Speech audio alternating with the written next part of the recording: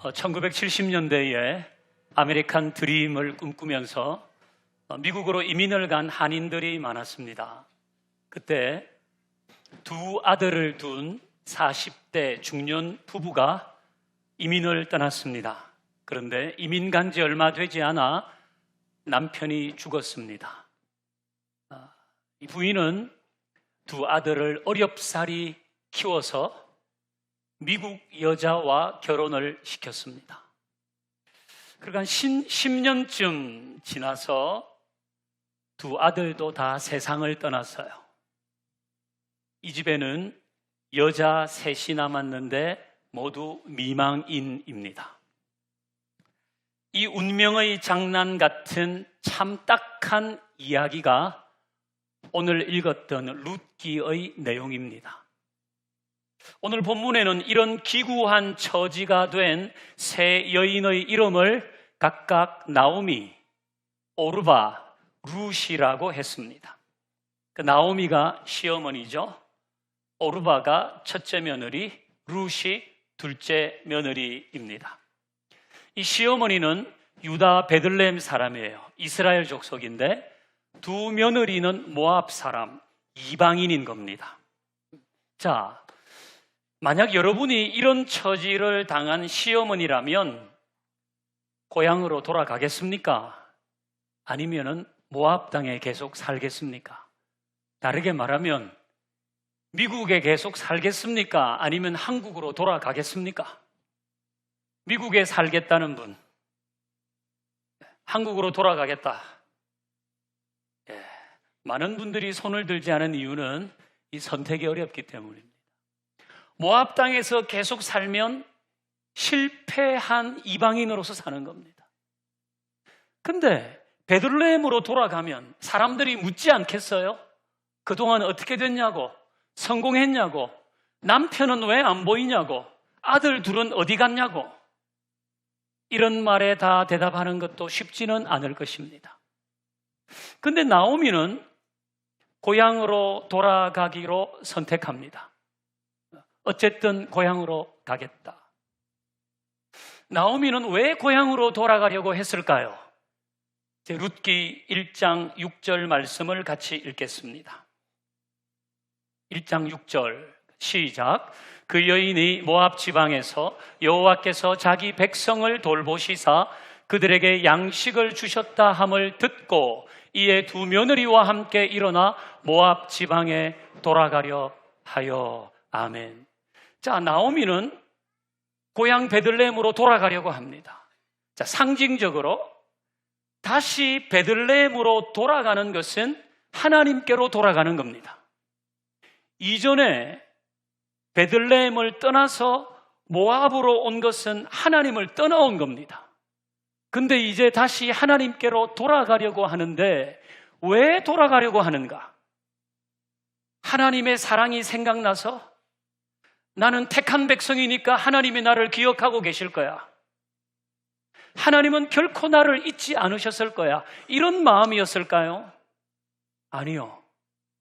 노란색 글씨를 우리가 읽었듯이 여호와께서 자기 백성에게 양식을 주셨다 함을 듣고 베들레헴 땅에도 이제 양식이 많아졌다는 이야기를 듣고 하나님을 생각한 겁니다.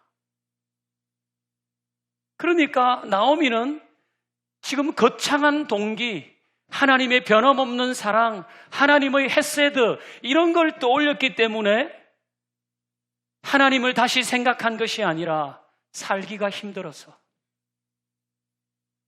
양식을 베들레헴에 다시 풍족히 주셨다 함을 듣고 하나님께로 돌아가려고 했다는 것은 지금 모압에는 양식이 없는 거예요. 살기가 힘들어요. 남편 죽고 아들 둘 다 죽어서 살기가 힘들어요. 그럴 때에 하나님께서 내 고향에 다시 양식을 주셨대. 나오미는 현실적인 어려움 때문에 다시 하나님을 생각한 겁니다. 여기 있다가는 죽을 수도 있겠구나. 삶이 힘들어서 그냥 하나님을 생각했습니다. 자, 이렇게 현실적인 어려움 때문에, 양식 때문에 아버지 집을 생각한 또 한 사람이 있습니다. 자, 우리 누가복음 15장 같이 읽어봅니다. 17절 시작. 이에 스스로 돌이켜 이르되 내 아버지에게는 양식이 풍족한 품꾼이 얼마나 많은가. 나는 여기서 줄여 죽는구나. 이거 누구의 독백입니까? 예, 둘째 아들입니다. 정확하게 둘째 아들. 둘째 아들은 집을 떠났잖아요. 아버지에게, 아버지가 살아계신데 유산 이미 미리 달라 그래가지고 멋지게 고향을 떠났지만은 자기 마음대로 살다가 거의 거지가 됐어요. 그래서 아버지 집을 생각하게 됐어요. 근데 아버지를 우리 아버지는 나를 사랑하실 거야. 우리 아버지는 여전히 나를 기다리고 계시겠지. 그런 걸 생각한 게 아니라 내 아버지 집에는 양식이 풍족한 품꾼이 얼마나 많은가. 아버지 집을 생각했지만 더 정확히는 우리 아버지 집에는 일꾼들도 배는 안 고른데, 우리 아버지 집에는 일꾼들도 밥을 많이 먹는데 나는 여기서 굶어 죽게 생겼구나. 둘째 아들 역시 지금 자기에게 닥친 현실적인 어려움 때문에 아버지를 생각한 것입니다. 여러분, 현실적인 어려움, 마음의 공허함, 불안이 있으면 하나님을 찾으면 되는 것입니다. 거창한 동기가 없어도 됩니다. 지금 내 인생이 참 힘이 들다. 내가 어떻게 해야 될지도 모르겠고 성과도 잘 없고 내 마음이 참 공허할 때가 문득 오고, 내 열심히 살고 있지만은 거기에 대한 보람도 별로 없고, 우리가 늘 그런 게 아니지만은 그런 시간들이 있단 말이에요. 그럴 때는 하나님을 찾아야 하는 것입니다. 현실적으로 어려움이 있을 때는 하나님을 생각하면 되는 것입니다. 뭐 거창한 간증과 함께 하나님 앞에 돌아와야 하는 게 아닙니다. 너무 폼나게 하나님 앞에 돌아오려고 하지 마십시오. 너무 드라마틱한 스토리를 가지고 나는 이제 주님 앞에 다시 돌아옵니다, 그렇게 하려고 하지 마십시오. 그냥 힘들면 하나님을 찾으면 됩니다. 내 참 힘이 듭니다, 주님. 그럴 때는 하나님을 생각하면 되는 것입니다. 이렇게 나오미처럼, 둘째 아들처럼 무슨 거창한 동기가 없어요. 양식 때문에 참 힘들다 이거. 그래서 아버지 집을 생각하고 아버지께로 돌아갈 때 우리 하나님은 어떻게 하실까요? 저는 누가복음 15장 20절 같이 읽습니다. 같이요, 시작. 이에 일어나서 아버지께로 돌아가리라. 아직도 거리가 먼데 아버지께서 그를 보고 측은히 여겨 달려가 목을 안고 입을 맞추니. 아멘. 이 너무 감격적인 장면 아닙니까? 둘째 아들이 여기 이러다간 죽겠다, 내 아버지 집에 가자, 그래가지고 자기 살던 고향으로 쭉 걸어오는데 아직도 아버지하고 거리가 멀어요. 아직도 거리가 먼데 아버지가 그를 알아봤어요. 그리고 측은히 여겨 달려가서 목을 안고 입을 맞추었습니다. 아직도 거리가 먼데. 둘째 아들이 집 나갔을 때랑 지금이랑 모습이 같았을까요? 이제 집에 돌아간다고 다시 헤어샵 가서 머리하고 이렇게 다 꾸미고 그렇게 갔을까요? 집 떠날 때는 큰 소리 치고 아버지 유산 많이 줬으니까 포르쉐 한 대 뽑아가지고 쫙 갔겠죠. 근데 지금은 그때 모습이 아니에요. 먹을 게 없어서 고향으로 돌아오니까 머리 모양이나 입은 옷이나 행색이 옛날과는 완전히 달랐을 겁니다. 그런데도 아버지는 아직 거리가 먼데 아들을 알아보고 너무 마음이 아파서 달려가서 아들을 끌어안았단 말이에요. 아버지는 어떻게 그 먼 거리에서 아들을 알아볼 수 있었을까요? 벼르고 있었기 때문에 그랬을까요? 이놈의 자식 내 눈에 띄기만 띄어봐라. 눈에 불을 켜고 있어서 그 아들을 알아봤을까요? 아니요. 사랑했기 때문에 알아본 겁니다. 여전히 기다리고 있었기 때문에 그 아들을 알아본 겁니다. 아직도 거리가 멀고 그 아들은 집 나갈 때의 모습이 아니었지만 아버지는 아들을 생각하고 있었어요. 여전히 아들을 사랑하고 있었어요. 기다리고 있었기 때문에 그 아들을 알아보았습니다. 코로나 3년을 지났습니다. 우리의 모습도 달라졌습니다. 우리의 신앙도 이전과 같지 않습니다. 그러나 하나님은 우리를 알아보시고 우리를 여전히 사랑하시고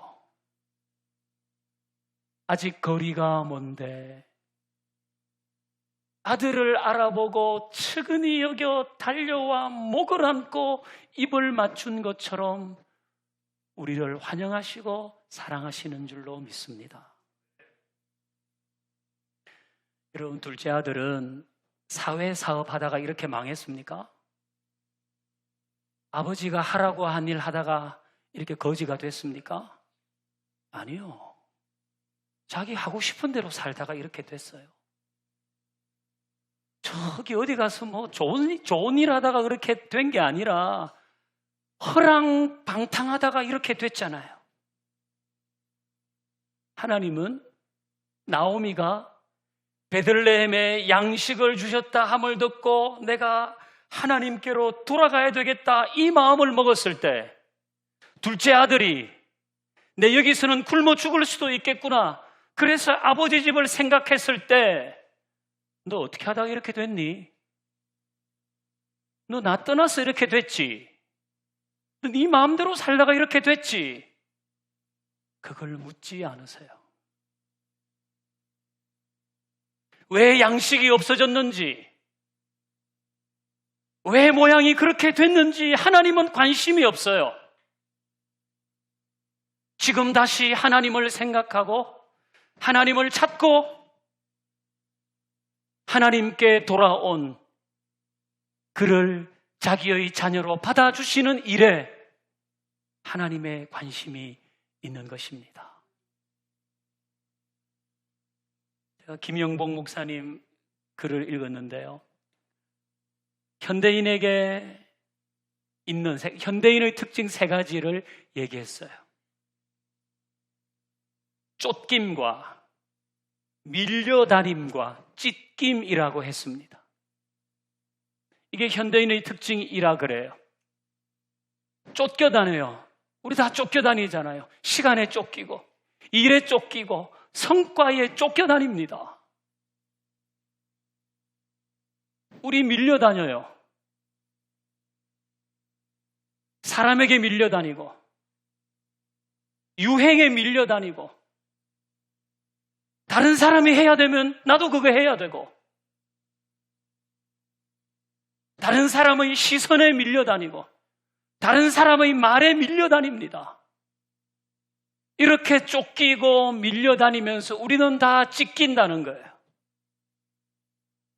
마음도 찢기고 몸도 상하고 이걸 무한 반복해요. 무한 반복해요. 이럴 때는 하나님을 찾을 때입니다. 그런 일로 찢김이 있을 때는 하나님을 찾을 때인 겁니다. 다른 것에서 그것을 해소할 게 아니라 하나님을 찾아야 하는 것입니다. 오늘 설교 제목은 멀찍이 서 있지 마라입니다. 멀찍이 뭔지 아시죠? 이 적당한 거리를 두고 서 있지 마라. 이 멀찍이란 단어를 포탈에서 검색해 보면요, 성경 프로그램에서 검색해 보면 세 군데가 나옵니다. 멀찍이, 베드로와 관련되어서 나옵니다. 한 사건에 베드로와 관련되어서 3번 나오는데, 우리 같이 말씀 읽어볼까요? 누가복음입니다. 같이 읽어보십시다. 시작. 예수를 잡아 끌고 대제사장의 집으로 돌아갈새 베드로가 멀찍이 따라가니라. 아멘. 베드로가 멀찍이 예수님을 따라가요. 지금 이 장면은 예수를 잡아 끌고 대제사장의 집으로 사람들이 가는 장면입니다. 예수님이 십자가를 지시기 전에 대제사장의 집으로 신문을 받으러 가시는데 베드로는 그 예수님과 멀찍이 거리를 두고 따라가요. 그 베드로는 가까이 갈 수가 없었어요. 자기 신변의 위협을 느끼니까. 하지만 예수님을 모른 채 할 수도 없었어요. 그래서 멀찍이 따라갑니다. 이 멀찍이란 단어에 베드로의 고뇌가 있어요. 저는 우리도 멀찍이 예수님을 따를 때 많다고 생각합니다. 하나님을 부인하지 않잖아요. 아니, 우리는 이미 부인할 수 없어요. 왜? 주님이 택한 백성이기 때문에 우리는 하나님을 부인하며 살 수가 없어요. 그렇다고 우리가 하나님께 가까이에 있는 것도 아니에요. 멀찍이 적당한 거리를 두고 나 불편하지 않을 만큼 그렇게 있을 때가 많아요. 이제는 이 멀찍이를 가까이로 바꿔야 합니다. 우리 코로나로 사회적 거리두기를 너무 오래 했어요. 그래서 이게 본의 아니게 하나님과의 거리두기도 되어버렸어요. 그래서 멀찍이 있는데 이제는 가까이 와야 할 줄로 믿습니다. 우리 위로 저 높이 드론을 하나 띄웠다고 하십시다. 드론을 띄워가지고 나와 하나님과 어느 정도 거리인가를 촬영했다고 하면 여러분은 어디쯤 있을 것 같아요? 좀 멀찍이 있을 것 같습니까? 아니면 가까이 있을 것 같습니까? 멀찍이 있으면 다시 하나님을 찾고 가까이 와야 됩니다. 가까이 계시면 그 자리를 잘 지키세요. 내가 큐티와 좀 멀찍이 거리가 떨어졌다. 그럼 다시 가까이 해야 돼요. 기도하는 것과 좀 멀찍이 거리가 떨어졌다. 다시 가까이 해야 돼요. 예배하는 것과 좀 멀찍이 거리가 떨어졌다. 그럼 다시 가까이 해야 돼요. 오늘부터 다시 가까이 할 수 있기를 바랍니다. 이제 그 일을 해야 돼요. 우리 공동체 전체가 오늘을 기해서 해야 돼요. 그래서 주중에 예배를 드리는 것, 이웃을 사랑하는 것, 우리 선교에서 복음을 전하는 것, 예배에 참석하는 것, 이런 걸 다 다시 세워야 합니다. 저는 이런 일에 앞장서는 분들이 많기를 바랍니다. 여긴 장로님도 계시고 권사님, 안수집사님 계신데 앞장설 겁니다. 이제 여러분들이 다 앞장서야 됩니다. 그 일을 위해서 나는 다시 가까이 하겠습니다. 우리 2부 예배는 청년들이 함께 많이 자리했네요. 감사합니다. 여러분도 살기 어렵죠? 엄청 힘든 일이 많을 겁니다. 이 예민한 시기에 힘든 일은 더 많습니다. 여러분은 어떤 때 제일 힘들어요?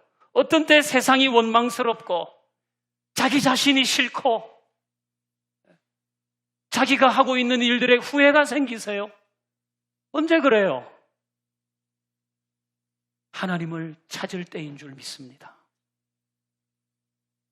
그때는 하나님을 찾을 때예요. 그때 여행도 가고 친구도 만나고 뭐 SNS도 하고 뒷담도 하고 뭐 다 하지만 하나님을 찾는 걸 잊어버리면 그 굴레에서 벗어나기가 어려워요.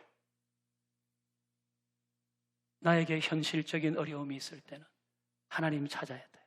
그 어려움이 왜 생겼는지, 내가 잘못해서, 누가 잘못해서, 내 실수로, 다른 사람의 실수로 상관없어요. 그걸 따지면서 시간을 허비하지 마세요. 하나님을 생각하고 하나님을 찾아야 되는 겁니다. 이제 오늘부터 룻기 말씀을 읽는데요, 그렇게 나오미가 배가 고파서 하나님께 돌아갔는데 그 나오미와 룻을 하나님께서 어떻게 대하시는지 여러분이 매일매일 묵상하면서 보세요. 오늘 본문이 제가 읽은 본문이에요. 내일부터 하나님이 이 사람들을 어떻게 하시는지. 너 왜 그때 유다를 떠났어? 하나님이 거기부터 시작하지 않으세요? 현실적인 어려움이 있을 때는 하나님을 찾아야 돼요. 우리 청년들 중에는 어떤 신학적인 궁금증이 있는 사람들이 많아요.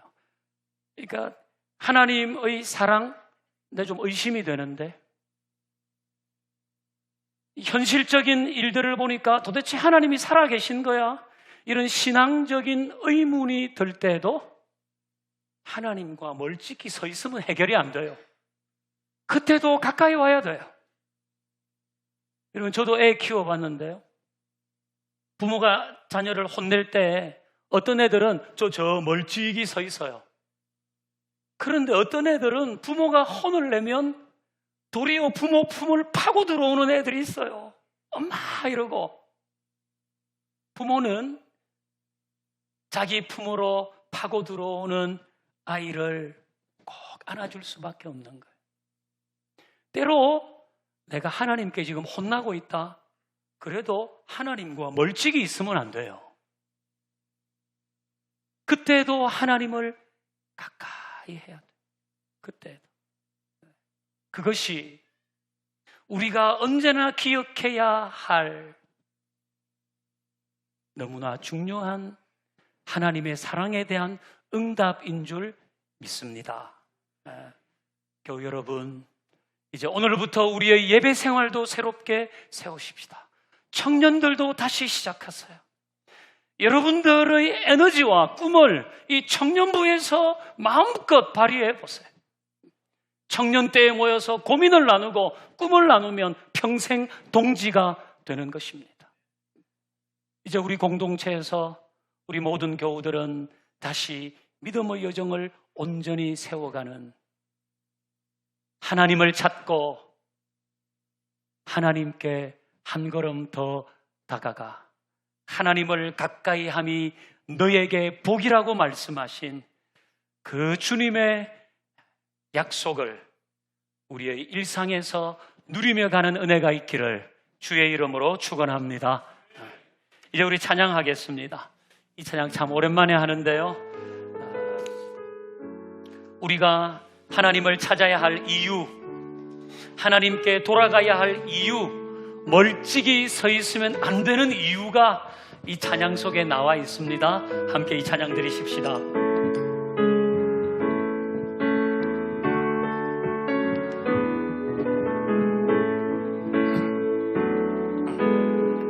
힘들고 지쳐 낭망하고 넘어져 일어날 힘 전혀 없을 때에 조용히 다가와 손잡아 주시며 나에게 말씀하시네.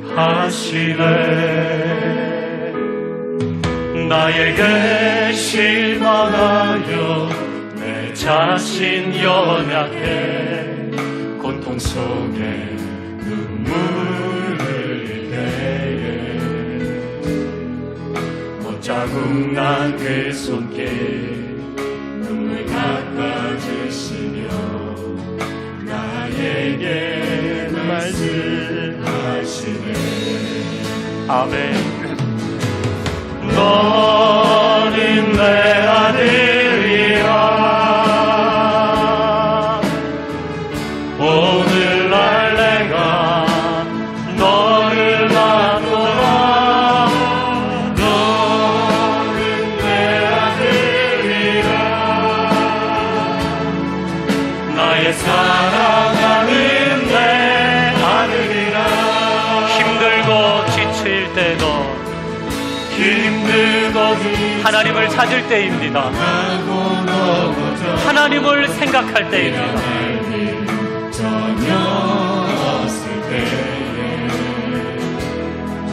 조용히 다가와 손잡아 주시며 나에게 말씀하시네. 때로 나에게 실망할 때도 나에게 실망하며 나의 연약함 때문에 눈물을 흘릴 때도 온몸 속에 눈물을 흘릴 때에 못 잡은 난 그 손길 눈물 닦아주시며 나에게 말씀하시네. 우리 손을 들어서 주님의 사랑에 응답하십시다. 너는 내 아들이라. 오늘날 내가 너를 낳도다. 아직도 거리가 먼데 아들을 알아보고 측은히 여겨 달려와 목을 안고 입을 맞추시는 그 하나님의 사랑이 우리에게 있습니다. 아들이라. 언제나 변함없이 너는 내 아들이라. 나의 십자가 고통 내 삶의 그 고통으로 내가 너를 낳았으리.